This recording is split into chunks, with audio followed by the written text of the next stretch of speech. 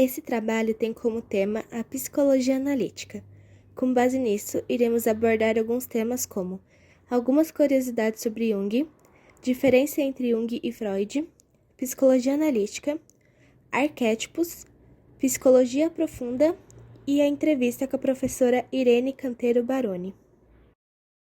Primeiramente, qual a diferença da teoria de sonhos de Freud e de Jung?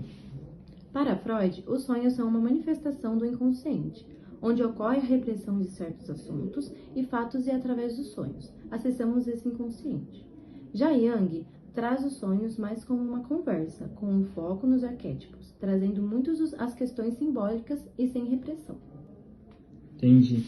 E quais são as principais diferenças da abordagem analítica e da psicanalítica? Na psicanálise, tem muita interpretação pelo terapeuta. Ele busca a causa do problema e, geralmente, na maior parte dos casos, foca muito no passado. A analítica analisa o para que vem o conteúdo, ou seja, o porquê daquele sofrimento, o que ele quer dizer. Também trabalha com a interpretação, mas mais focada na visão do paciente e aborda o passado, mas não foca somente nisso. Ótimo. Quais são as metodologias que você usa em terapia? Um dos métodos é a psicodinâmica, que trabalha muito com o ouvir e com a devolutiva, levando em consideração os arquétipos inconsciente, coletivo e pessoal. A identificação da ação do inconsciente coletivo e pessoal nos pacientes, como é feita? É através da fala, sonhos e da arte-terapia. São recursos expressivos. É onde ocorre a identificação do inconsciente no paciente. E por último, como você relaciona os arquétipos dentro de uma sessão de terapia? Os arquétipos ficam no inconsciente coletivo. Podem ser vistos em sonhos. Por exemplo, os personagens que aparecem, ou seja, se a paciente sonha com um velho, pode ser uma representação do arquétipo do sábio. O arquétipo da sombra é o inconsciente. Jung nasceu em 1875 e morreu em 1961. Ele morava em uma vila na Suíça. Ele teve uma infância complicada por conta do casamento conturbado de seus pais e dos episódios de depressão de sua mãe. Com esses problemas, ele se voltou para dentro, vivendo o mundo de seu inconsciente. Jung dominava diversos idiomas europeus antigos. Ele se casou em 1903 com Emma e teve 5 filhos. Ele estudava psiquiatria até conhecer Freud, em 1907. Quando se tornou psicanalista e o príncipe herdeiro de Freud, até a coroa cair e eles começarem a ter divergências nas teorias, causando a separação da dupla. Em 1913, aos 38 anos, ele passou por um intenso período de abalo emocional, que durou 3 anos, e ele acreditava estar louco.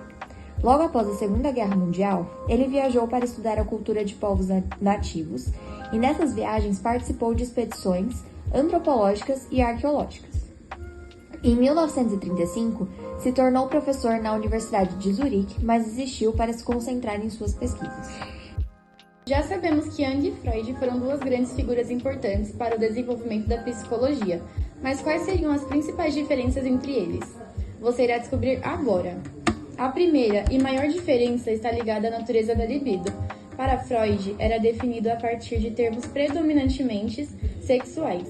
Já para Jung, o sexo era apenas uma parte da energia vital generalizada, a partir do crescimento e reprodução. A libido, por não ser considerada como apenas sexo, surgiram interpretações diferentes a partir do pensamento de Freud. De acordo com Jung, a energia libidinal servia como crescimento e nutrição para crianças de 3 a 5 anos. Mas e o complexo édipo, você sabe o que representa? É um complexo freudiano em que Jung rejeitava. Freud considerava o apego de crianças com as mães uma relação de dependência, com todas as satisfações e rivalidades associadas com a função materna de fornecer alimento. Para ele, conforme a criança for crescendo e se desenvolvendo, surge o funcionalismo sexual, e as funções de nutrição combinam com os sentimentos sexuais. Ele também acreditava que a energia libidinal heterossexual surgia depois da fase da puberdade. E o que Jung pensava sobre tudo isso? Suas teorias também foram construídas a partir de suas experiências de vida.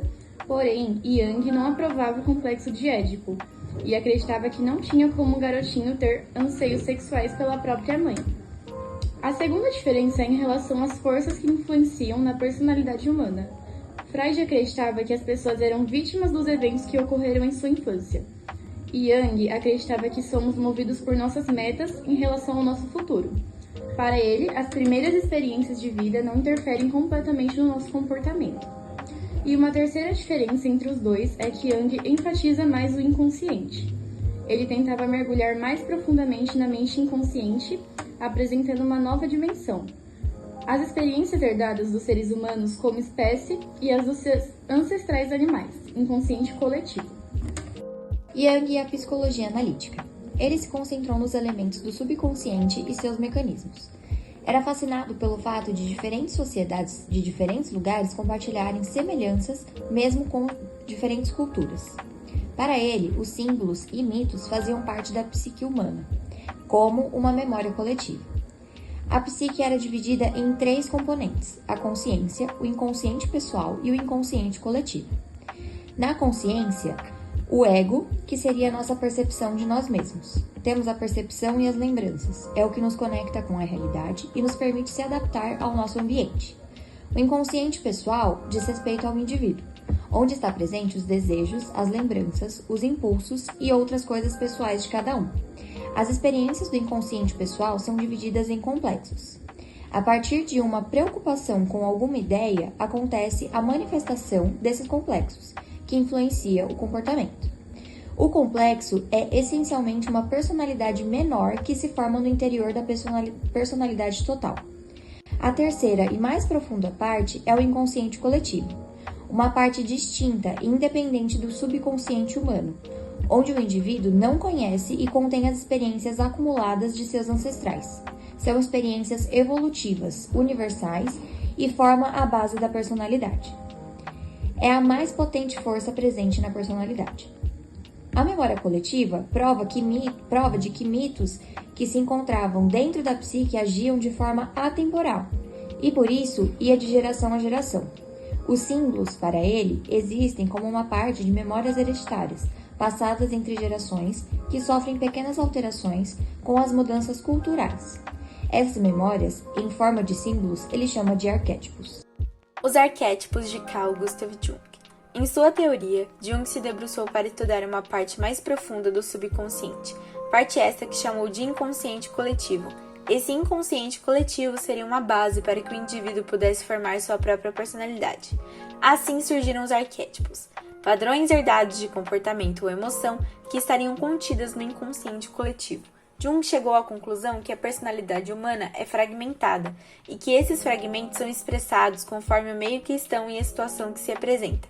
Esses fragmentos são os nossos comportamentos herdados. Tendo em mente esses conceitos, falaremos sobre os 5 arquétipos que Jung considerava os mais importantes que compunham a personalidade humana. São eles: persona, anima e animus, sombra e self. Persona é a parte da nossa personalidade que está mais exposta. É como nos apresentamos aos outros, como queremos ser vistos. Na visão de Jung, servia para ocultar o verdadeiro eu, como uma máscara. Sombra é o arquétipo que representa a parte da personalidade humana que queremos esconder. São as partes que nos constituem, as quais sempre tentamos esconder dos outros e de nós mesmos. São os desejos e as vontades que não temos coragem de expressar. Como há a sombra pessoal, também existe a sombra coletiva. Para Jung, todos nós participamos da parte sombria da humanidade, e que se enxergássemos que todos a contemos, o mundo seria mais humano. Self. Para Jung, o mais importante dos arquétipos, pois ele era responsável por equilibrar todos os aspectos do inconsciente, representa o que a pessoa é por inteiro, a sua essência. Ânima e animus são os arquétipos que fazem parte da psique do homem e da mulher. Para o homem, a anima representa as suas características femininas. Na mulher, o animus seriam suas características masculinas. Na teoria de Jung, seriam a explicação do porquê nos apaixonamos. Projetamos a anima ou a animus ou o par deles no outro. Por conta disso, nos fascinamos e nos apaixonamos, tendo certeza de que encontramos amor de nossas vidas. Porém, fazer essa projeção no outro pode trazer frustração, tanto a quem cria expectativa quanto em quem tem que preenchê-las. De acordo com Jung, podemos perceber outras características como estruturantes da psique. São as atitudes e as funções psíquicas. As atitudes são duas, introversão e extroversão. Já as funções psíquicas são 4, pensamento, sentimento, sensação e intuição. Iniciando pelas atitudes, atitudes é uma predisposição para agir e reagir de uma determinada forma. Jung afirmava que todos nós temos introversão e extroversão, embora uma delas possa ser consciente e a outra não. Essas duas atitudes opostas se equilibram mutuamente.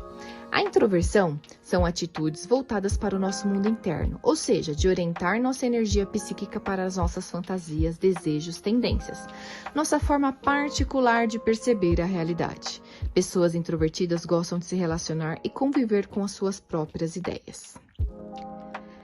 A extroversão. Extroversão é o direcionamento da psique para o mundo externo, objetivos. As pessoas são mais interessadas no mundo em que o cercam e não pelo seu mundo interno. São pessoas práticas e bastante centradas na realidade do dia a dia. Jung afirma que não existe alguém 100% introvertido ou extrovertido, e as pessoas mais psicologicamente saudáveis são aquelas que equilibram muito bem as suas duas atitudes. Jung e a psicologia profunda. Segundo Jung, o estudo dos arquétipos é feito através das formas criativas. Ele vê o processo criativo como algo autônomo na psique do indivíduo criativo. O processo criativo é um ser que quer realizar-se e precisa de indivíduos criativos. É um aspecto contraparte em relação ao eu, uma personalidade interna. Na visão do inconsciente, o impulso criativo tem autonomia, mas também uma intenção, uma meta. Exprime a ideia de finalidade, que é algo fundamental na psicologia de Jung. O resultado do processo criativo possibilita acesso a fontes mentais. Para Jung, um dos objetivos da terapia é adquirir uma atitude criativa. Adquirir essa atitude se desenvolve no processo de individuação. Há um princípio criativo que determina todas as coisas existentes no mundo. Atua tanto no nosso físico quanto em nosso emocional. O processo criativo também forma a personalidade. Objetivo terapêutico é ter o estado psicológico em que a pessoa faz experiência com o seu ser, estado de fluidez, mudança e transformação. O caminho criativo é uma oposição ao hábito de que nada pode ser alterado. É necessário não ter a certeza de que tudo irá ser diferente e não ter certeza de que tudo sempre permanecerá da mesma forma. A psique se altera criativamente. Há um desequilíbrio que sempre faz com que volte ao equilíbrio, com adaptação, tanto ao mundo interno quanto ao mundo externo. É o diálogo da consciência e inconsciente.